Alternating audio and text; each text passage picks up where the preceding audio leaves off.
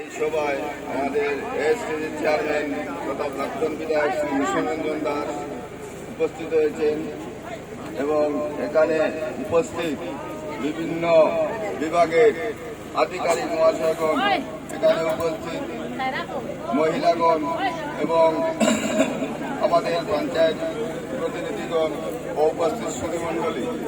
আজকের এই সভায় দীর্ঘক্ষণ আমাদের মাননীয় মিশনরঞ্জন দাস মহাশয় এখানে উপস্থিত থাকার জন্য আমি বিশেষ করে ওনাকে ধন্যবাদ জানাচ্ছি এবং এই প্রোগ্রামে যারা সহযোগিতা করেছেন এখানে আমি সবাইকেই ধন্যবাদ দিচ্ছি।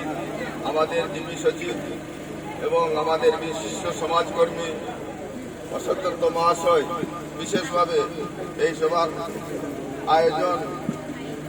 আয়োজনে অনেক ভূমিকা রেখেছেন, সহযোগিতা করেছেন এবং আমাদের প্রধানমন্ত্রী নরেন্দ্র মোদীজির বিকশিত ভারত প্রকল্প যে প্রকল্পগুলো গ্রহণ করেছেন তাতে আমরা ভারতবাসী হিসাবে ওনার সরকারকে ধন্যবাদ জানাচ্ছি। আজকে গরিব মানুষের কাছে কি কি স্কিম আছে, কি কি করতে হবে এগুলা জানানোর জন্য এই সংকল্প যাত্রার আয়োজন করা হয়েছে। ইতিপূর্বে আমরা এইরকম ব্যবস্থা দেখিনি। আজকে আমরা গ্রামের সাধারণ মানুষ জানার জন্য কিভাবে সুবিধা পায়, কিভাবে সুবিধা থেকে বঞ্চিত না হয় সেটুকু জানানোর জন্যই এই ব্যবস্থা করা হয়েছে।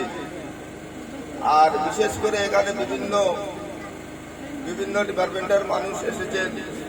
আমি আমার মাননীয় মিশনরঞ্জন দাসের মাধ্যমে তথা ভিডিও মহোদয়ের মাধ্যমে জানাচ্ছি, এই রানীবাড়ি গ্রামে পানীয় জলের ব্যবস্থা হয়নি, আংশিকভাবে হয়েছে।